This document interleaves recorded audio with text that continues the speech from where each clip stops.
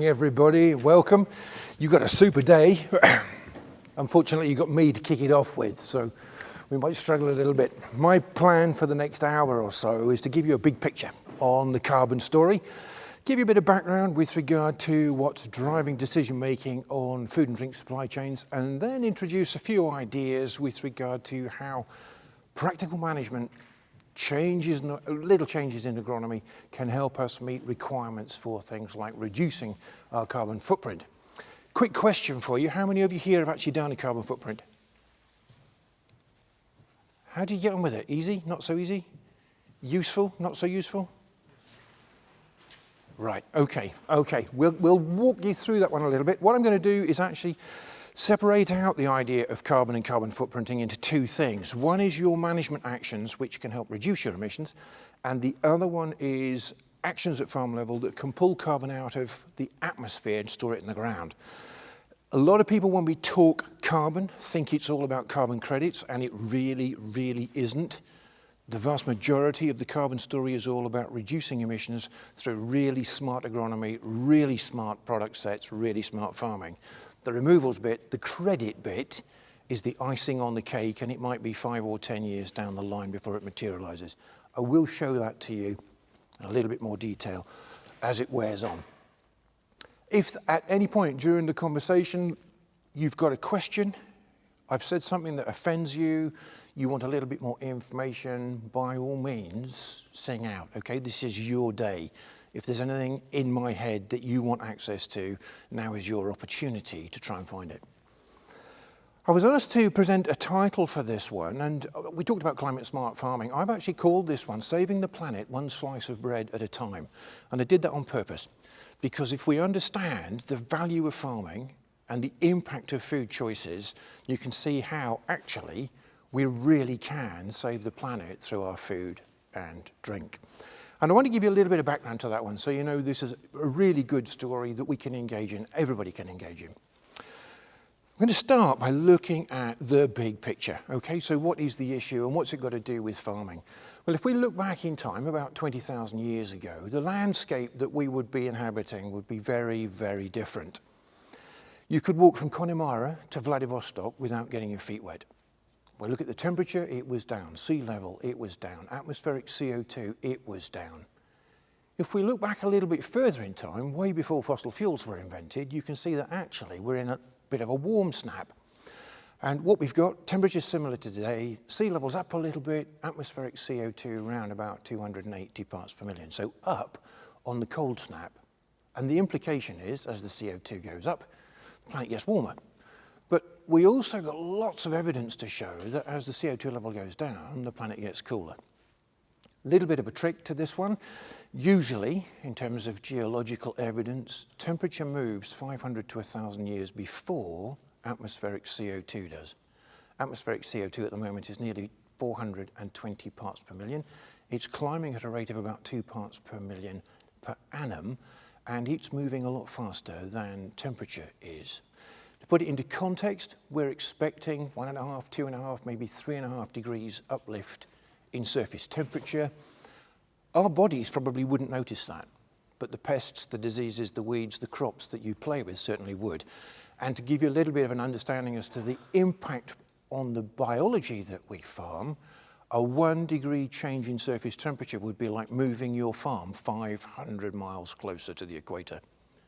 What we're actually anticipating, we think we've put enough CO2 in the atmosphere to deliver a 3 degree uplift.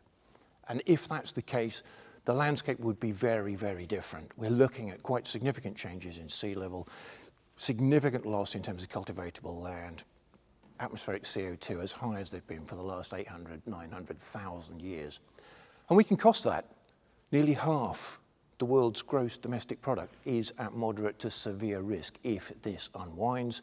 And guess what? Farming and food production is at genuine risk. But it's also about 25% of the driving force. The neat bit is, it's now cheaper to fix the planet than it is to destroy it. And there are lots and lots of people making decisions with regard to, can we reassess our cheap food policy engage with farmers and actually turn this whole thing to everyone's advantage. And it's that I want to explain in the next little while during this presentation. But I want to go a little bit deeper with regard to the CO2 side of things and what it actually looks like. A lot of you will see graphs in the media that simply show the CO2 levels going straight up. In actual fact, when you look at it month by month, atmospheric CO2 levels change quite significantly. What you're actually looking at there is the planet breathing in, breathing out.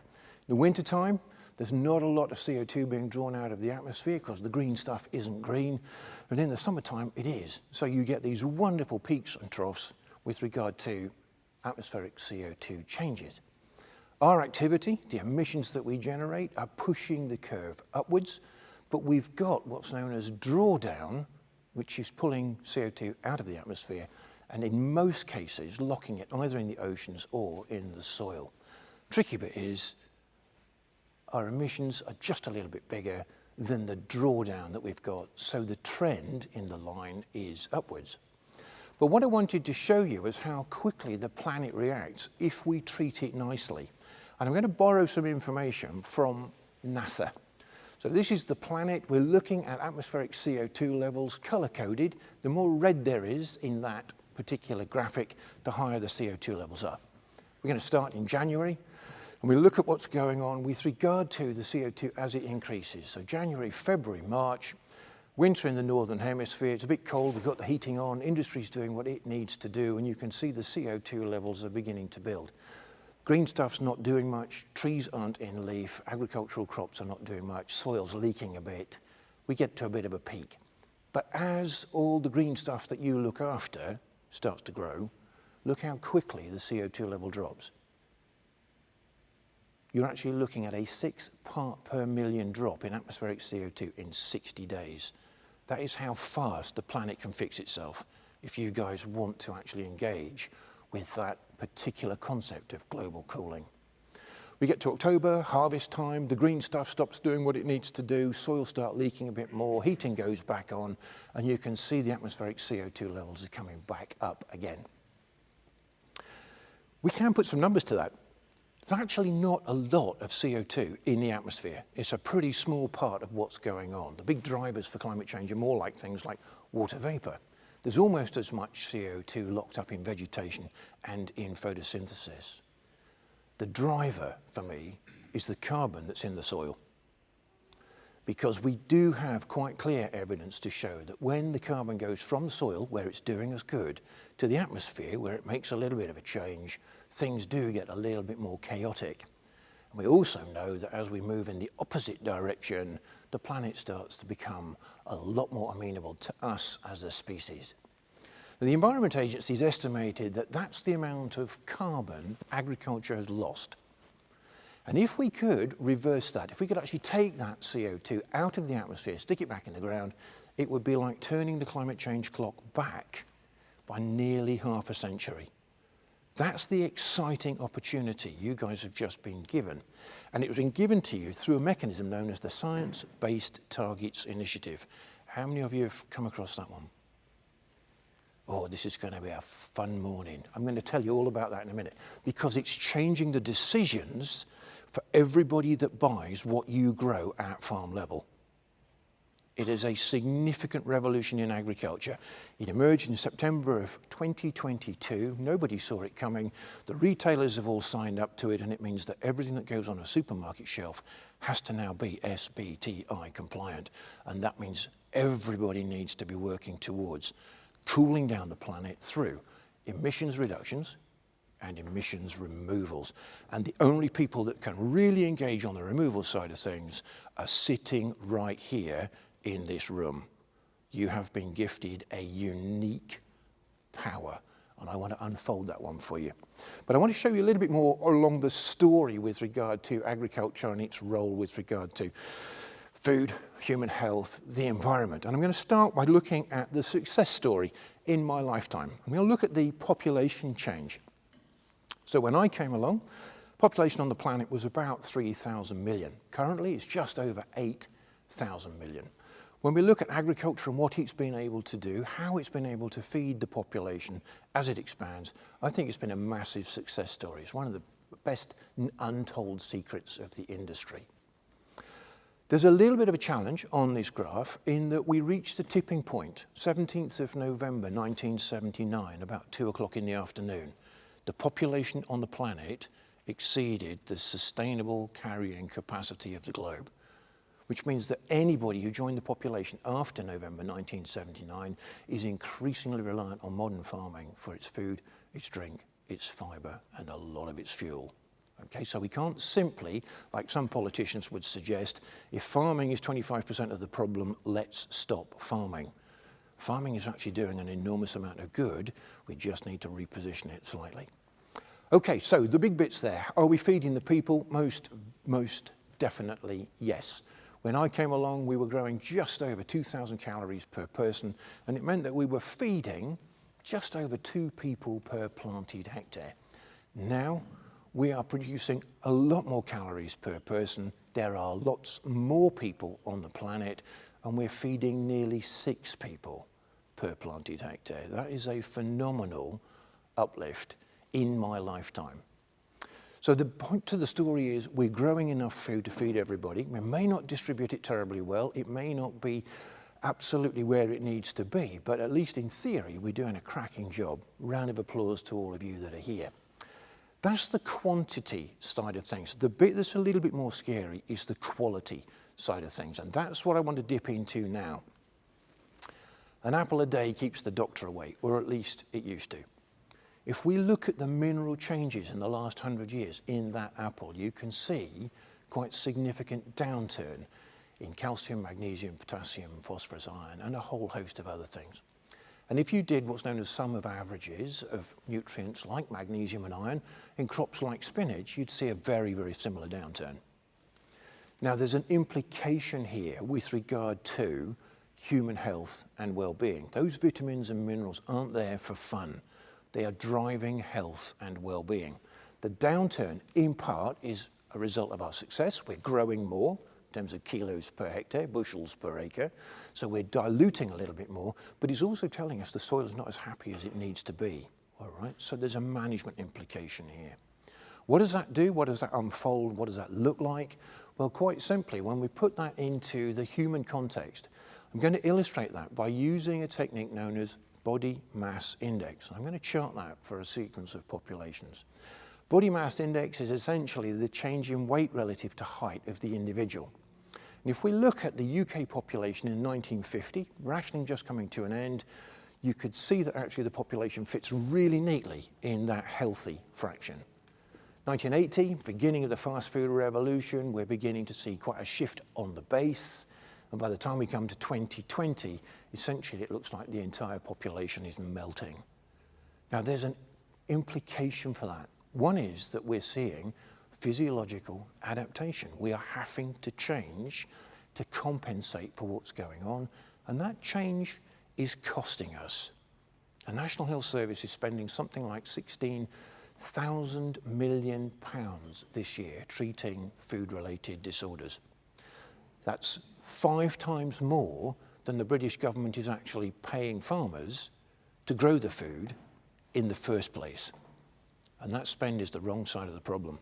So when you look at the changes to the inheritance tax and the real motivation for that, we're going to generate some income and we're going to pump it into the NHS, you might turn around and say, you know, the best thing to do is to take a bit out of the NHS, put it back into farming, and let's change the nutritional density of the food that we actually manufacture at farm level and beyond. So there's a real story to this one with regard to what can we do, how can we do it. It's not all about farming. Processors need to take a little bit of responsibility for this as well. And I'm going to illustrate that by looking at grain. I'm going to look at wheat for the next few minutes and just show you what we can do with that in terms of regen and driving this carbon agenda. But I want to stay with the nutritional bit to begin with. The green bars represent 100% of the various vitamins and minerals that are up on the chart there. We've got the vitamin B group, vitamin E, magnesium, manganese, copper, chromium, selenium. That's all shown at 100%. They are recorded in different values, and if we put them as 100%, you can actually compare like with like. So that's in the grain. And that is what's left in the flour once that grain has been processed. Now, each one of those nutrients tells a story. Each one of those nutrients has a significant impact on health and well-being. And it doesn't matter what you identify as, these have serious biological ramifications for both male and female physiology. And they are all different. The magnesium and the B group is very definitely genetically coded, biological, female, essential. Whereas the selenium, the manganese, the vitamin E, very definitely driving biologically coded male physiology. So there's lots of stories in here with regard to health, well-being, expression, capability, becoming the best version of you possibly can be based on what's going on here. And the question was asked, okay, if we look at what's going out of that food, if we put it back into the food and then fed the population with the lowest level recommended daily allowance, vitamins and minerals. I'm just going to say that again so that you got it. Raise the nutritional standard of the diet to the lowest level, all right? That is the lowest bar we could scrape under. If we that, this is not superfood for athletes, this is not people training at a gym, this is not people doing a hard day's night, this is the lowest possible level of improvement. If we roll that out, this is what we would see in terms of impact on human health. 20% reduction in cancers, 50% reduction in arthritis, lots of significant issues in health and well-being, significantly improved through the diet. The only thing that's had an increase is intelligence quotient. The only thing that has stepped up off the page is how clever people are getting. And if ever there was a time for people to get smarter, this is probably it. And if we can do that through food and drink, that's got to be really quite smart. Again, to put that into context, applying this to the American population, so the North American USDA study on this one suggested 500,000 lives are being lost every year through low nutritional density of food. That is 500,000 people that are dying unnecessarily every single year. It's a significant impact on welfare budgets, the well-being of individuals, families, their carers, etc. And it's food-driven. So what can we do about it? The thing that's changing focus on food actually isn't anything to do with human health and well-being. It's nothing to do with nutrition. It's nothing to do with whether or not the consumers that eat my wonderful breakfast cereal or my loaf of bread actually get better or not. The thing that is driving the agenda at the moment is carbon. And this is what I want to dip into now. I've got to give you a warning. I've been on the carbon journey for more than 4 decades, and I've got to tell you this. It is the most boring topic on the planet. So I'm fully expecting you guys to go to sleep, start snoring, disappear, fiddle with your phones, because this is dreadful stuff. You can only demonstrate the carbon story through numbers. And that's a nightmare from a presentation's point of view. So I'm going to draw you some pictures. We're going to focus on the wheat side of things, and I'm going to draw you the carbon story as it unfolds. So I'm going to work at farm level and show you some pictures, build that story, give you an idea of what's going on. Here we are at farm level, we're producing the wheat, we're doing all sorts of clever bits and pieces, we think, to actually drive that in the right direction. You're going to get some fabulous presentations later, which will show you a lot more about the practicalities of this. Come harvest, we hand that wheat on to a merchant who might dry it, clean it, store it, deliver it to a miller. Miller goes and turns it into some wonderful food grade ingredient, hands it on to a baker. There's all sorts of dark arts then go on with this one to get the fermentation and the yeast and the texture and all the rest of it going. But at the end of the day, we're going to end up with something hopefully you all recognize, and it is a staple for half the planet. So when we talk about this, we're talking about a food source that's influencing 3.5, 4,000 million people. The carbon story. Whatever carbon we generate at farm level, this is why I asked you if you'd done your carbon footprint, that carbon at farm level transfers itself right the way through that value proposition and actually ends up in the bread at point of sale. It ends up in the bread sitting on a breakfast table. And the important bit about it is the farm has a really long reach. If we put just 1 kilo of wheat in the top of this value proposition, we can produce 4 400-gram wholemeal loaves of bread. from 1 kilo, all right? Each one of those loaves of bread is going to carry a little bit of that farm-generated carbon. So when people talk about let's decarbonise and let's get everything sorted, and you do the carbon footprint of a loaf of bread, you might say, well, it's nothing to do with us, it's all about the energy that's used during baking or the transport or whatever it happens to be. Carbon footprint of a loaf of bread, nearly half of it is how we grew the wheat. And that's quite a strong message, because the retailers and the brands have signed up to this science-based targets initiative. And it is very strong in terms of its requirements, its targets, its timelines, and its penalties. And nobody can play if you guys don't play, all right? You've got to understand the power you've got in this decision-making process, and you've got to actually have a little bit more of an insight into what your carbon values are. Science-Based Targets Initiative essentially splits into 2 bits, the reductions bit and a removals bit. The removals bit you could call carbon credit. I don't have a problem with that. The reductions bit you definitely cannot. And I'm going to separate the 2 out and keep them separate for as long as possible so that you get the idea that there's something different going on here. The reductions bit is management, it's procurement, it's you doing what you do at farm level with the right tools in the agronomic toolbox. Removals is all about changing soil carbon, and that is a very, very difficult thing to do. One of the reasons why I stand in front of you today disguised as a much, much older man is because I've been trying to do it for a very long time, and it is remarkably difficult to detect small changes in soil carbon. Can be done, but it's not easy. Okay, the whole point of this, what's it actually done for you? Well, quite simply, Science-Based Targets Initiative has completely repositioned agriculture. No longer are we at the far, sharp, lonely, unpleasant end of procurement discussions about what we grow and how little it's worth, because everybody is now on this SBTI pathway to global cooling. The reductions bit, that is the driving force, and everybody has to play. Absolutely everybody. And I'll explain to you where the benefits are coming from in a moment. The removals bit, that's the unifying bit, and the only people that can deliver that at scale are right here in this room. You're the only people that can make that bit happen. So when we get all the wonderful PR and the stories about what farming can do, and it's, yeah, sustainability, and yeah, it's resilience, you can add layers to that now.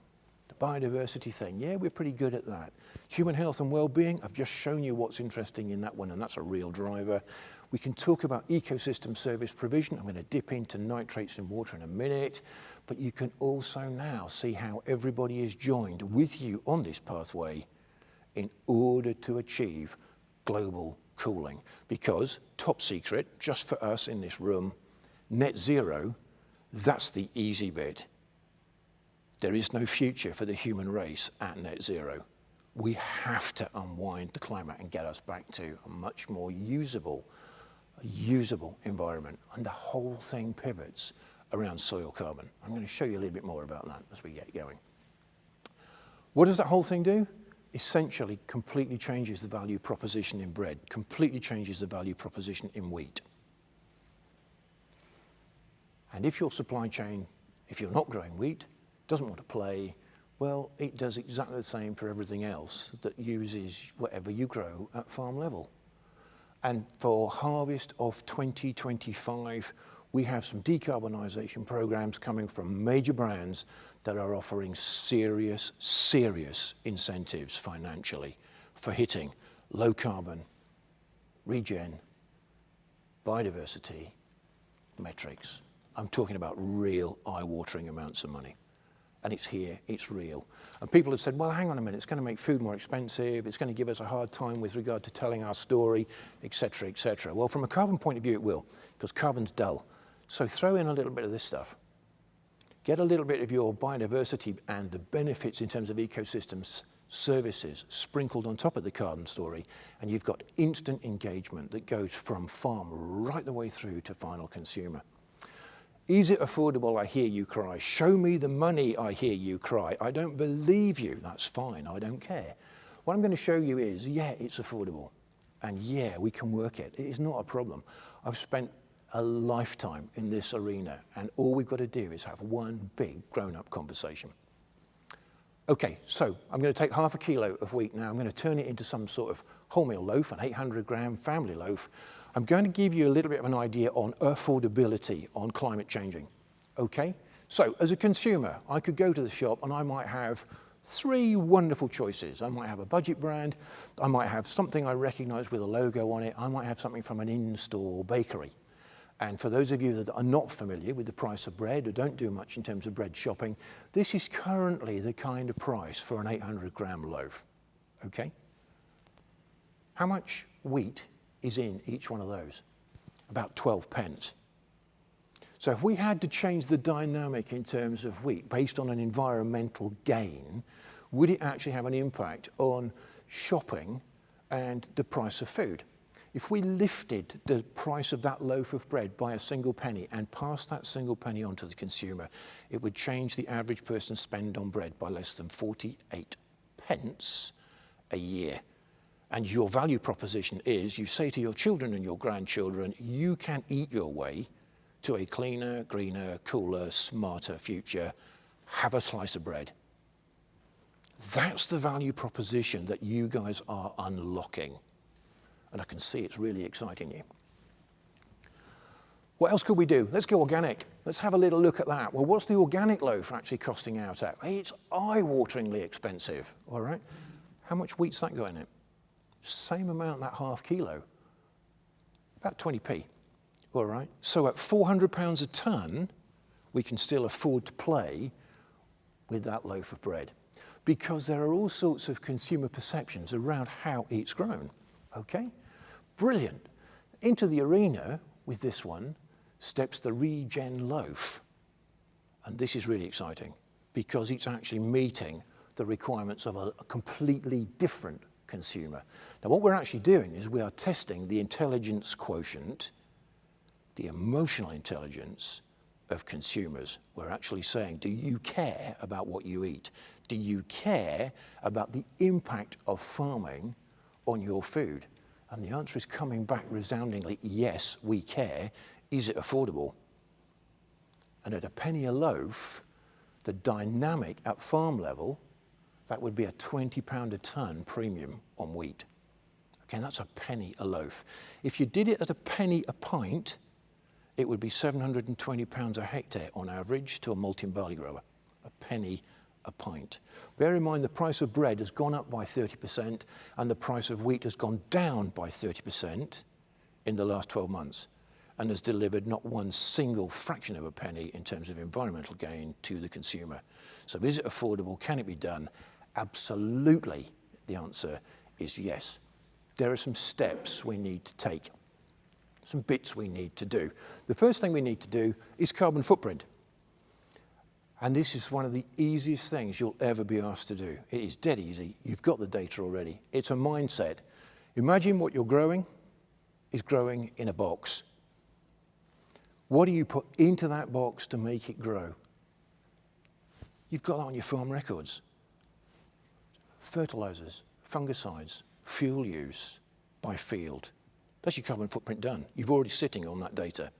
And that's a really, really valuable bit of information.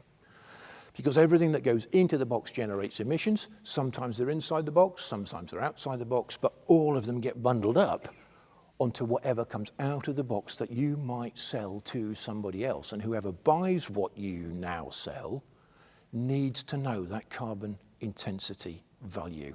Because if they don't know it, they can't decarbonize. And if they can't decarbonize, they can't hit their targets. And if they can't hit their targets, they are in trouble. All right, you hold the key to unlocking all this, and it's really, really straightforward. The graph that's building on the slide here is actually showing you groups of farmers that have done exactly this, and they're showing you their carbon footprint data for their wheat. Average value is popping up here, and that average value would then go to the brand that is taking that wheat to produce the breakfast cereal, the bread, the biscuits, whatever it is they want to do. And that's what they will use to decarbonize their brand. But it's also a really valuable piece of information for you. We turn that carbon number into a management tool. and you start thinking about carbon with regard to your decision making. That's what this presentation is now going to focus on. How does that carbon number change your behavior? How does that carbon number allow you to access the good stuff? Unpack that carbon number, and you can see that the biggest bit of the carbon footprint is nitrogen fertilizer. And that is in 2 bits. The orange bit, which is the product you choose to use, and the red bit, and that is what happens after you actually apply that material. And I'm going to show you that in a couple of ways. The driving force, we've got to get those emissions down. They have got to come down by 4% per annum. And the longer you delay doing your carbon footprint, the bigger the mountain is for you to climb. It's a really straightforward opportunity for you to actually get those numbers squared away. Very, very valuable. What we tend to do is to say, look, you know, emissions reductions are great, but you can't reduce emissions if it causes a yield drop. This is not simply pulling inputs out of an agronomic strategy, because if what you do causes a yield drop, you will create challenge further down with regard to your carbon emissions, and I'm going to show that to you in a moment. So the big driving force is, how can we make that more usable at farm level so you can decide what you apply to your crops and your livestock to get those emissions down. And the first thing we try and do is to make these numbers more relevant. So I put them on a dashboard, and it's a little bit like looking at the gauges in the tractor. You're going to see whether or not the engine's running hot, or whether you're running out of fuel, whether the battery's charging. 2 big numbers, 1 per hectare, 1 per ton. Supply chains want the per ton number, but everybody needs to see those dials disappearing. What it does is it gives you this opportunity to say, okay, that's fuel, it's transport, it's crop residue, it's ag chem, it's fertilizer product, it's fertilizer in field. You can see the bottom 2 dials here closest to me, they're the big guys. Okay, so what can we do about it? We can do all sorts with regard to managing the nitrogen situation. And I'm going to dip a little bit into the technical now, and I apologize, you're all facts qualified, you all know this, but I'm just going to give you a little bit of an unwind from my perspective for the carbon's benefit. Whatever nitrogen we put in the ground, whether it's fertilizer, chemical, out of a bag, out of the back end of an animal, usually breaks down into one of 2 beasts, the ammonium bit and the nitrate bit. Ammonium bit, positively charged, remarkably curious, loves to get involved in all sorts of things in terms of clay chemistry, interacting with organic bits, really, really loiters within the root zone, which is brilliant. It is the unit of currency for nitrogen for biology. What does the plant do when it comes into contact with that? And it's actually got a seek and destroy mechanism. It will actually target anything it can find. It tracks concentration gradients to find this type of nitrogen because it finds it really, really usable. What it does, it uses a very straightforward enzyme. It snips off 2 of the hydrogens, which create a little bit of acidity in the root zone. That can help you with your phosphorus and micronutrient uptake. But it turns that ammonium, NH4, into amide, NH2. That is the building blocks for functional and structural protein. That's what keeps the plant fit and healthy. It's what keeps us fit and healthy. It's a really, really straightforward mechanism, and it works really nicely. The nitrate bit's a completely different beast. Negatively charged, completely ignores the soil process, will only get picked up if the plant is taking up water. So anybody getting really itchy about throwing out ammonium nitrate this afternoon, just watch what's happening to that nitrate bit, because it can move through your feeding root zone in under 10 days. So if your soils are below 8 degrees and you haven't got active growth, that nitrate bit is at real risk. It also produces alkalinity in the root zone, which can slow down your phosphorus. And this year we're going to need some phosphorus because the cold, wet soils are delaying the expression of roots and gene potential. And the other final trick that nitrate plays, it can't actually be used directly by the plant. So it'll go into leaf tissue, it will be stored, and it then has to wait until the plant's got adequate access to all the M's, molybdenum, manganese, magnesium, and a little bit of S, sulfur, and that promotes the conversion of nitrate nitrogen into amide, and then the plant can pick up again. But all the time that nitrate's sitting in the leaf, it's like having a big pink neon light on your crop saying, eat me, to anything that wants to. Okay, so it's really important to understand that the different beasts that we choose to use have different roles both in the soil and in the plant, which have ramifications for everything else. If we start to think about the carbon story and use carbon to drive decision making, what could we do in terms of improving nitrogen use efficiency and dealing with some of the challenges that you can see in that pie chart on that top right corner? We could look quite carefully at all the challenges. The big challenge here is the nitrate that isn't picked up by the plant whizzes through the soil. If it gets into cold wet situation, it can actually then get converted into nitrous oxide. We might lose 3 or 4 kilos per hectare per annum. That little bit of nitrogen is that bit of your carbon footprint. The most significant bit of the implications for the environment are coming from a tiny bit of nitrogen that the plant doesn't actually pick up. Okay, so timing and product type and application are vital here for addressing that bit of your carbon number. What could we do? What tools could we put into the agronomic toolbox? What about foliar nitrogen? Absolutely fantastic. Been working with foliar nitrogen for a very, very, very long time. It's a superb carrier for nutrients. It's got a really good efficiency. There's lots of really smart things you can do to take the pressure off soil applied N by feeding little and often through the leaf. What else could we do? Supplement the nutrition. Make sure that your plant's got adequate. All the team members that are going to make nitrogen work. 1 bit of magnesium in the leaf will allow the plant to handle 4 bits of nitrogen. If you're paying £1 a kilo for nitrogen, you want as much magnesium as you can squeeze into a leaf because it drives performance, it drives health, it drives water uptake, it drives nitrogen use efficiency. And the warmer and drier the soil is, the harder it is for the plant to access that magnesium. So it's a really good focus on that. You can tissue test, you can sap, you can have a look at what's going on, you can detect by eye, or if you really wanted a trick in field, particularly if you're cover cropping or using different types of nitrogen, deliberately go out into the field and double drill a small box, somewhere that you can keep an eye on a very, very regular basis.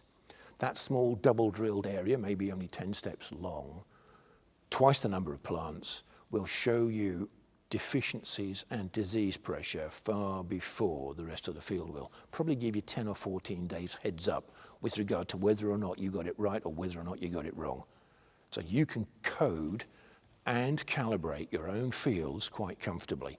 Then you can step in with the techniques, your remote sensing, your drones, your satellite imagery, your SAP analysis, your tissue analysis to fine tune if you're not being able to listen to what the plant's having to tell you.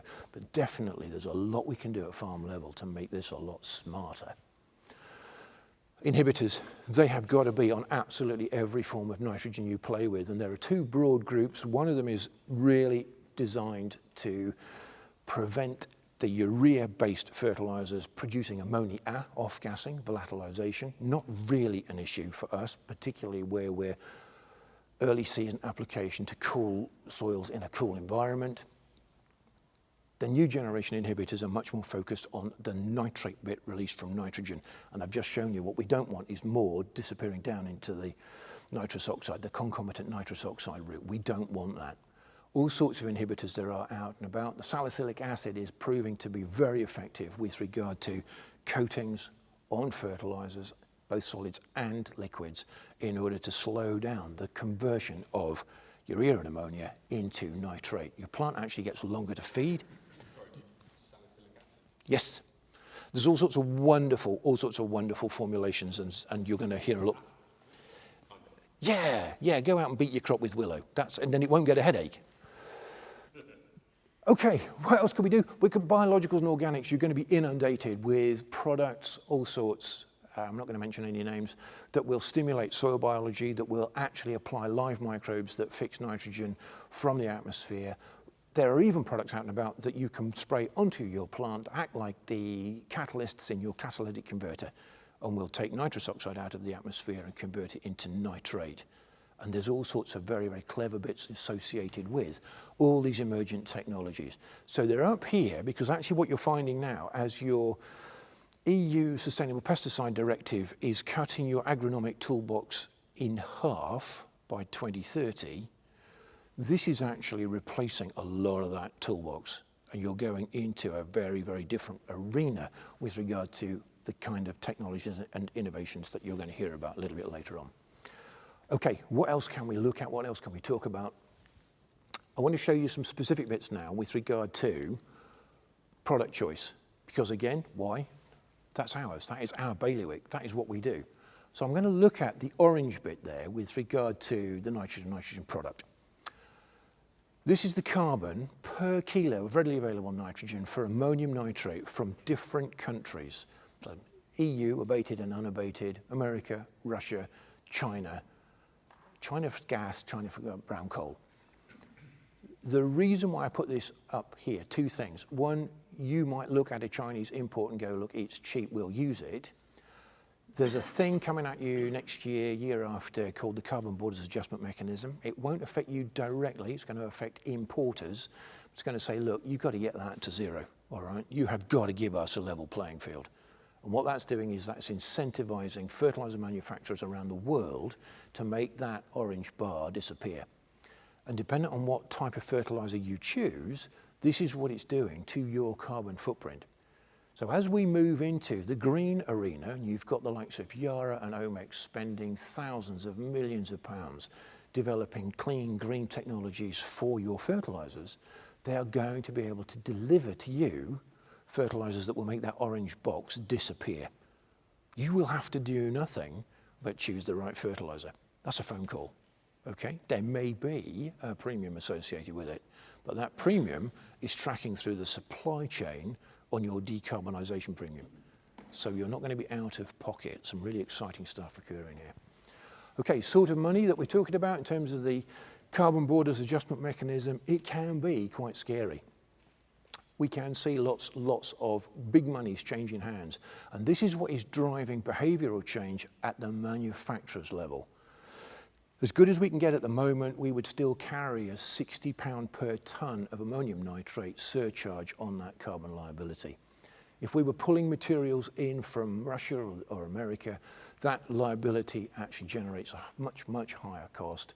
And if we look at the Chinese imported side of things, again, that's where it goes. So suddenly that cheap Chinese import isn't cheap, can still be Chinese. The Chinese are turning around and saying, okay, how do we decarbonise? All right, everybody is in this together. Nobody is being penalised, and these benefits will come to you very, very quickly. That's why I said to you, have you got your carbon numbers? They've just taken your carbon numbers down by 30%, 32%, just like that. And that's done for you, okay? Brilliant. What else can we do? What else can we play with? Well, I'm going to challenge a couple of ideas with regard to what's going on in terms of the situation. Lots of people would say, okay, inputs are driving emissions, let's cut inputs. Okay, so there's a little bit of our farm data. You've got with and without fungicides using the sustainable pesticide directive to allow us to focus on what we need to choose. That's our nitrogen rate and our two yield responses, farm-based practice and our reduced inputs. We carbon footprint on that. And we can see the carbon per tonne goes from 1460 down to about 1380. So there's a saving. It's tiny. The problem we've got is we've grown fewer tonnes. So when we do our tonnes carbon, what's known as a relative emission, it's gone from 217 to 265. And our nitrogen use efficiency has gone from 18 to 23. We've pushed the whole thing in totally the wrong direction. The message is good farming is driving all the right things. Okay, this is not about taking the foot off the inputs. It's about being smart with input decision making. Okay, one final trick. I said to you, look, there's a bit here, we've got a yield penalty. So we assume supply chains want to remain sustainable and resilient. We assume everybody on the planet wants to be fed. They're two big assumptions and they may not be right. But if we assume that they are, someone else has got to grow the bit of food that we are no longer growing because we've dropped down the inputs and we've dropped down the yield curve. And that's what's known as displaced carbon. And when we put that into the equation, our carbon footprint has gone from 217 to 328. Nightmare. But we've done everything that we were told to do. Okay? How would we de-risk that? This is where your agronomy comes in. The varieties that we've got, the types of nitrogen that we've got up, we lift our capability, we explore better traits, we look at what we can do, and we actually go up the curve, which gives us more flexibility with regard to the challenges that we see working through everything that is actually on the carbon agenda. I want to show you how difficult it is to make those decisions if you haven't got your numbers. I'm going to show you two things. I spend an enormous amount of time doing small plot trials, big plot trials, demonstrations on farm. I just want to show you two stories, one about varieties and one about inputs. That's the yield. You probably can't see the scores there, between 8 and 10 tons yield response varieties. All the same inputs, but on varieties. And you'd probably look at that and go, it's easy to spot the variety I want to grow. I want the biggest bar, don't I? I want the biggest yield. But let me show you from a carbon point of view what those varieties are doing to your carbon footprint. There's a significant reduction in emissions simply through the variety. Okay, so we got a whopper in terms of saving on product. We've got a whopper in terms of changing to a new variety. This decarbonisation lark is so easy. Nothing to be afraid of. It gets harder when you start to talk about inputs. Okay, so this is, again, trials results. I'm going to give you some yield for different approaches. That's our standard farm practice. That's a biological seed treatment. That's a biological that's gone onto the canopy. That's a team of nutrients, magnesium and sulfur based, a little bit of foliar in terms of nitrogen and others, and then a green UAN, so it's a low emissions product, and then an inhibited green UAN. Okay, could you pick the winner out of those? I couldn't, and I put them on. I drove the combine, I picked the yield up, and I could not pick it on yield. It's not until you unwind it. I told you this was the most boring presentation you're ever going to get to. If you haven't got your carbon numbers, this next bit is totally invisible to you, all right? So if you haven't got carbon footprint numbers, you need to close your eyes and go la, la, la. This is invisible to you. That's what those changes in agronomic strategy have done for your carbon footprint. You can't get there if you don't know your carbon numbers. Your carbon numbers are so easy to calculate. You've got the data in front of you. You just turn field records into carbon numbers and away you go. One thing that it does show us is we can't, through reductions, get the whole way to net zero. We can only get so far. So we've got to play on the removals side of things. And that's what I'm going to dip into next. You've got some really good speakers coming up that are going to talk to you all about these clever bits and pieces on Regen Ag and how it works. We're going to look at all sorts of other bits and pieces in terms of the biology, which is great. I'm going to focus on one particular thing, which is the cover crop, and just give you a little bit of background on that one. Okay, so quite a few years ago, 10 years ago now, started a project with Yorkshire Water looking at nitrates in drinking water. And they decided to take a collaborative approach with farmers. They provided farmers with cover crop seed and a huge amount of data collection capability. The farmers were encouraged to plant these cover crops. They had all sorts of wonderful responses, loads of biodiversity net gain, lots of soil protection, lots of really good stories coming back at farm level. Everybody felt good about it. But we put some numbers behind it, and it was really interesting. So I'm going to show you 4 years. Year one, the farmers went, it won't work here, don't you know it's Yorkshire? Why don't you go home?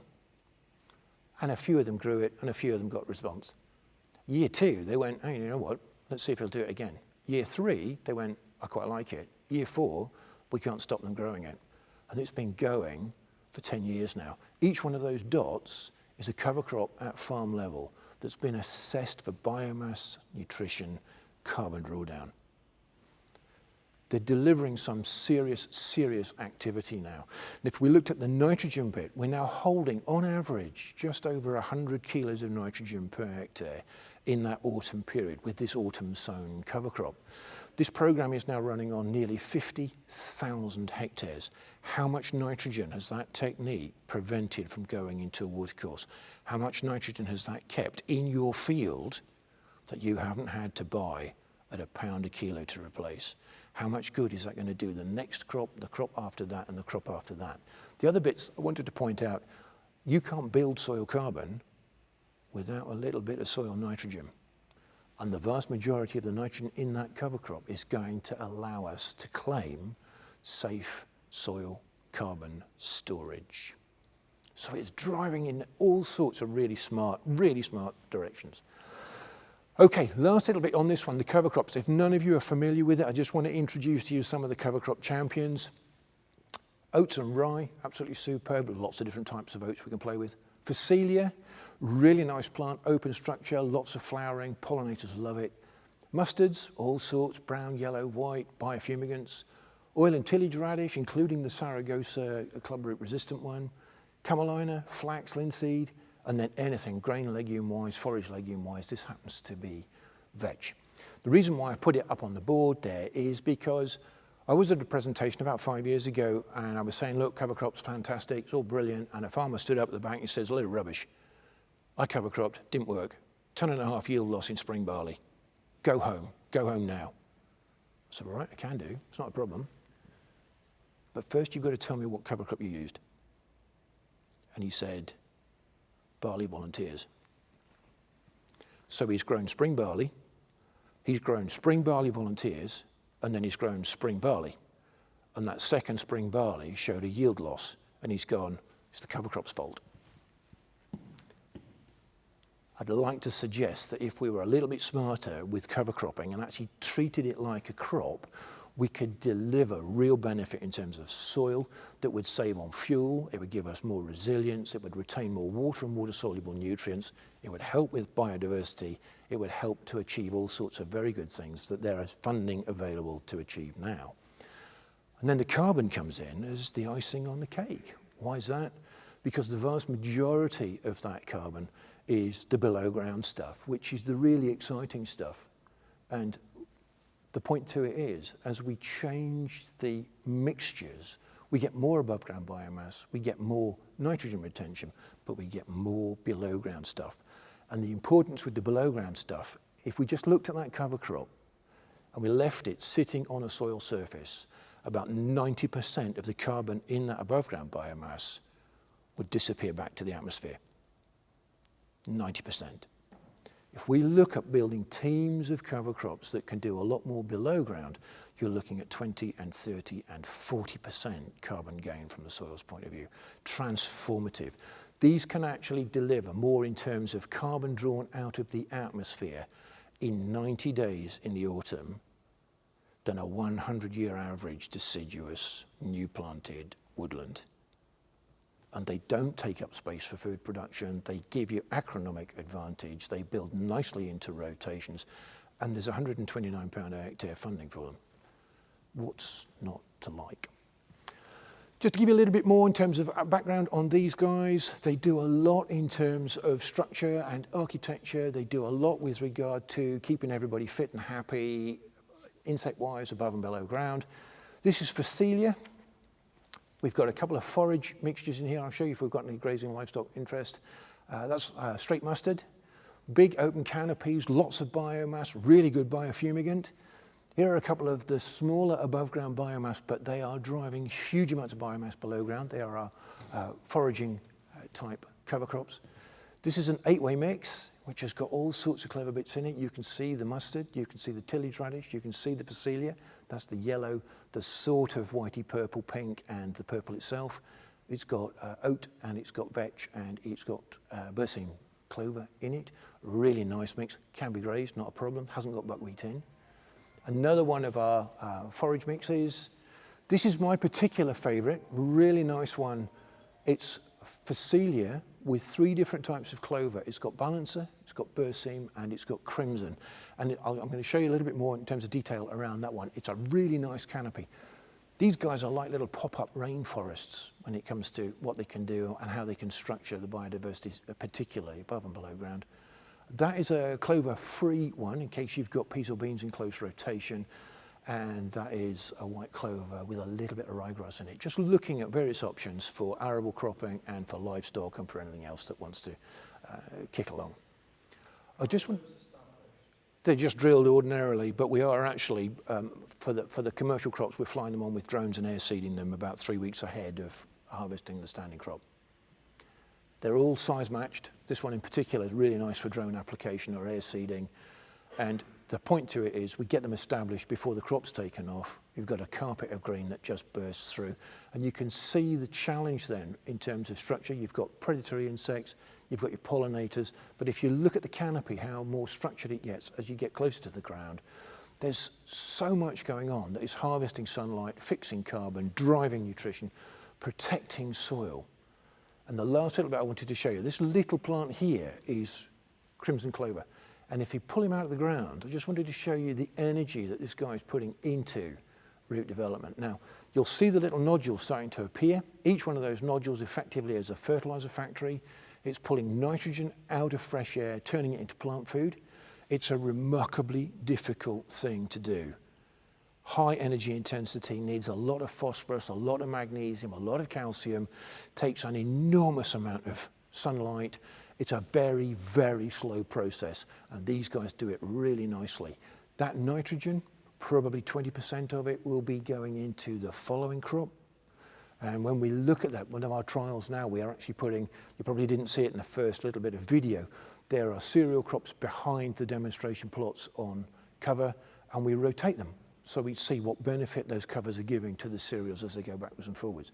We started this quite a few years ago for a well-known brand of beer in Ireland, and it has just progressed like nobody's business with regard to understanding the agronomic implications for this little bit of new way of farming perhaps. But my grandfather did this. Okay, last little bit I wanted to get into. So now we're going to go into the removal side of things. Now you might think, yeah, okay, carbon credit, it's about bloody time because this is where the money is. I want to show you how difficult it is to do this. I'm not going to give you too many numbers, but essentially what you're looking at, that's a field map looking at cover crop biomass. And each one of those dots is a potential point for taking a soil sample, because what we want to do is measure how well that cover crop or any other farm activity has taken carbon from the atmosphere and put it in the ground. Standard procedure, you take a little bit of soil from each one of those dots, put it in a bucket, stir it up, take a handful of that, put it in a bag, send it to a laboratory, and they give you one number for probably loss on ignition, soil organic matter, and that is not permissible in any carbon credit scheme anywhere. What we really need to do is to detect change, and to do that you've got to get into statistics, and when you get into statistics they're driven by the number of samples you take.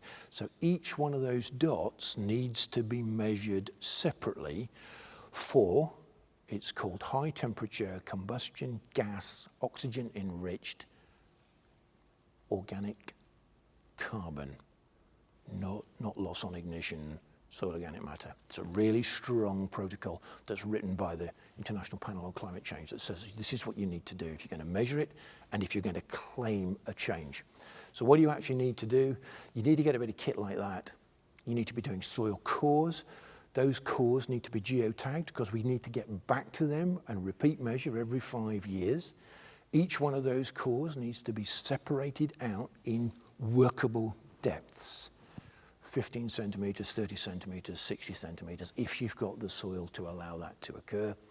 And then each one of those subsets within that core needs to be measured for bulk density, organic carbon using the specific test, and then soil carbon stock. And if you haven't got that with sufficient numbers, you're going to find it really difficult to detect the uplift that we're talking about. What uplift are we actually looking for? If we went from a plough-based system to working everything regen and getting everything right, if we started with a soil organic carbon level of 1% and came back and measured 10 years later and it was 1.1, that would be a massive success story. Now, to give you the perspective on that one, loss on ignition is probably coefficient of variance plus or minus 15%. So if you've done loss on ignition, that 1% could be 0.85, it could be 1.15. We're only looking for 0.1 of an uplift to say we've saved the planet. That's a remarkably brave statement to make, but we can do it if we've got the numbers to support it. What do those numbers actually look like? Well, I'll give you some story. Here's a bit of land, permanent pasture, untouched for 80 years, grazed by sheep, okay? No intervention, no ploughing, never been exposed to any sort of disturbance mechanically. These are the soil cores, looking at that soil organic fraction with regard to the percentage and the tons on that. And you can see there's a wide stretch in terms of numbers, and our average value sits somewhere in there. If we take that grass and we plough it, and we plough it every autumn for 25 years, and these are side-by-side blocks of land, we plough it and we leave it exposed every autumn for 25 years, we take sampling out of that, exact same strategy, exact same numbers. This is what our soil stocks actually start to look like. Nowhere near the variance. We've effectively burnt out all the free living carbon. We've completely degraded the soil carbon stock. And there's nothing gone back in there, and our average value sits around here. Now, the reason why I'm mentioning average values is when you look at change detection, you've got to look at uplift around that average value. The bigger the spread in the data to start with, the bigger the spread in your baseline data, the harder it is to do that. The more samples you need to take, not less. So if we take that plough-based soil and we then put it into a regen ag climate smart approach, what actually happens there? Well, quite nicely, the soil carbon numbers start to bridge the gap between the two extremes. So you've got your grazing and you've got your plough-based, and it sits comfortably in there. Now, the reason why I put that on the board is because I've got one point to show you, and that's this. When we take those numbers, and you're wanting to get money from soil carbon, this isn't the end of the story. This is just the beginning. If we clean that graph up, you can see our average values that are sitting there. The drivers for me, if you look at the difference between the plough-based and the undisturbed pasture, essentially that is soil carbon loss, all right? And that soil carbon loss is equivalent to you guys taking 880 litres of diesel per hectare and setting fire to it just for the fun of it. That's the equivalent soil carbon loss, all right? I'm not saying ploughing is bad. There's lots of really good ploughing techniques we can get into that reverse that. But essentially what we can say is this particular situation, there's a soil carbon loss, and in that soil carbon loss, there's been a nitrogen release, and that nitrogen release generates some nitrous oxide. So there's quite a lot on one side that we need to have a little look at. The uplift from the regen side of things allows us to say, if we changed our behavior at farm level, if we changed our practices a little bit, we cover crop in front of all our spring cropping, we look at what we can do in terms of reducing our nitrogen, timing our nitrogen, making everything work a little bit better, there's a tiny uplift. But that tiny uplift is absolutely significant. Why? Because you can now monetize that. What would it look like? You take that to any sort of verification standard. This one here is just based on measurement, but yet there are ones that are out and about that will base themselves on modeling. And the protocol says, what have you got to do before you can claim your carbon credit? Well, this particular one says you need to put a risk reserve together. You need to account for the nitrogen as nitrous oxide that might be coming from all the activities that you've got. You need to put a risk reserve together that accounts for anything in terms of seasonality that might not go the way we want it to go. And we end up then with an adjusted carbon value for all the good stuff that we're doing. That adjusted carbon value, they'll take a look at and they'll say, right, what does the farm need as a back pocket credit to get to net zero? Because you can't trade carbon if you're not net zero. That's naughty. So they say, right, back pocket deduction on that one. What do you end up with? You end up with quite a nice little carbon per hectare spread over 5 years or 10 years. That is what you're looking in terms of allocations there. Okay, right, so you're all sitting there thinking, great, show me the money. What's that worth? It's worth about £80 per tonne, and you've got 2.5 tonnes a hectare every year you do a cover crop. What did the soil testing cost? Probably £45 a hectare once every 5 years. Are we making money on carbon credit? Yeah. Who wants it? everybody that buys what you grow. Do you need it? Probably not, because you can decarbonize really, really quickly. And I just want to give you one final bit to the story. What's the driving force on this one? The driving force is fear.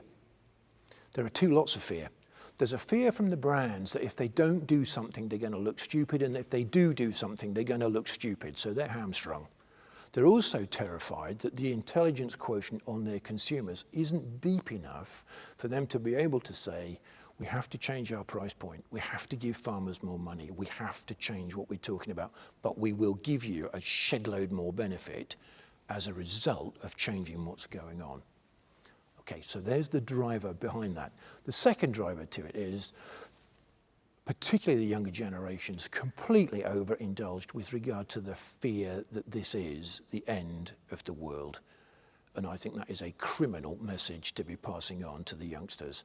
This is not the end of the world. What we're talking about is something quite simple. Choose your food and save the planet. Everybody eats and drinks, whether they get it regularly or not, doesn't really matter. And I want to illustrate that through one simple activity, and it's riding a bicycle. I want to show you what happens when you use your intelligence to shop for the right food group. And I'm going to build that around this activity. So we've got carbon built into the bicycle and its maintenance. We've got carbon built into what powers it. We've got carbon coming out of us because we're working hard. We can deliver that as a number. And you're all sitting there going, this guy is a nutter. Because riding a bicycle is a zero carbon form of transport. Well, if you want your heart to beat, you've got to put some food in that biological fuel tank. And this is where your decision making comes in. Because you choose what you buy, you choose what you put in your mouth. So let's fill up the biological fuel tank with different types of food. I'm not going to call them out, I'm sure you can recognize them. Bananas, bread, bacon, etc. And I'm going to ask you a question. Given everything that you know, bear in mind you are a highly educated audience at a very specific event focused on carbon. Which one of those food groups would you choose to lower your carbon footprint? Which one of those food groups would you avoid if you wanted to change your impact on the planet? I'll give you some help. These are the headline values for kilos of CO2 per kilo of food. And you might look at that and go, well, a big number means I need to avoid it, right? So if you look at bacon, oh my Lord, 10 to 14 kilos of CO2 per kilo of bacon. I can't have bacon. Cheese, that's got to be off. Well, what about bananas? They come halfway around the world. They've got to be bad for us, surely, somehow. Let's have a look. If we chart all this out now with the impact on riding that bicycle, same amount of carbon in the bicycle because we're going to ride the same bike, almost the same amount of carbon coming out of us because we're breathing, we're respiring, we're working that food, we're driving that bicycle. The big bit is the food. It's the farming technique that generates the food that you choose to buy. To put it in context, that's the carbon footprint per kilometre travelled if you were to sit on a bus or a train or to use your car or to take an aircraft, wherever you wanted to take an aircraft. The bicycle, powered by out-of-season specialist tomatoes, could generate a carbon footprint 3 times greater than if you took a private jet to a supermarket. Rice. There are hundreds of millions of rice-powered bicycles on the planet. They're generating a carbon emission per kilometre travelled very, very similar to a small car. And it really doesn't matter whether that car is powered by petrol, diesel, electric, hybrid, nuclear, solar. They've got very, very similar embodied energy requirements. We're talking about tailpipe emissions when we say this is a zero carbon car, not embodied emissions. What's going on? Rice is generating more methane per hectare than dairy industry ever could. There's a real challenge with regard to that. And it's no big deal because we're going to get zero carbon rice. I'm not saying don't eat rice. I'm not saying don't eat tomatoes. I'm saying you choose what you buy. You can use your purchasing power to drive this story, and so can everybody else. They just don't know it yet. Okay, now we won't do it on our own. We're going to need some help. We're going to need some behavioural change. And part of the behavioural change is to educate our media. Okay, big challenge. First question, aviation and agriculture, which one's got the biggest carbon footprint? We have, by quite a considerable way. Okay, big focus on planes, not go on holiday, you shouldn't be flying anywhere, blah-de-blah and all the rest of it. But in actual fact, it's really easy to decarbonise, particularly if you're into the removals.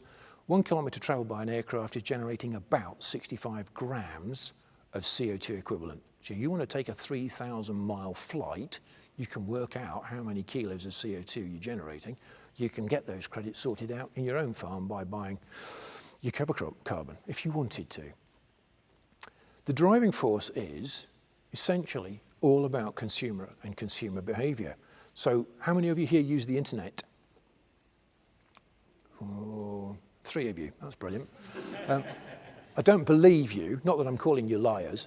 Every click of a mouse on an internet search generates on average 2 grams of CO2, usually in a server farm either in Dublin or somewhere in California if it hasn't caught fire yet. Yeah, going up with AI because the computing power is just massive. No big deal. I'm not saying don't use the internet because the internet service providers will all be zero carbon because they now, somebody's switched the light on and said, if you want to put up a data center in Dublin, you've got to be able to generate your own renewable energy before we give you planning permission. Why they didn't do that 20 years ago, I have no idea, but you're now getting this climate smart approach to everything that's going on. The driving force for us is this. Now, for those of you that don't know what it is, that's a shopping trolley. And the whole point to it is whatever goes into that shopping trolley now has to, in the main, be science-based targets compliant. And that cannot occur if the people that make anything that goes into that shopping trolley don't know your carbon numbers. You have massive power here. I cannot stress it enough. Now, changing behaviour, we're not going to do it all on our own. There's almost as much carbon embodied in the food that we throw away as there is in aviation. So we do need to tell some really good stories and we do need to get people to understand what's going on. But that's the intelligence bit. That's the emotional intelligence of the consumers. And that's getting just that little bit better. Okay, that's it from me, very definitely. All I need to do now is to say thank you very much. But I want to leave you with a thought, and it's this. The world needs inspiration. The world needs clear proof that inclusive, rapid, large-scale change is possible if we are to achieve net zero in time. My firm belief, and you'll get it this afternoon from the speakers, you'll get it in a minute from the next speaker to come, my firm belief is that we can do this. This is your gift to give to future generations. Thank you.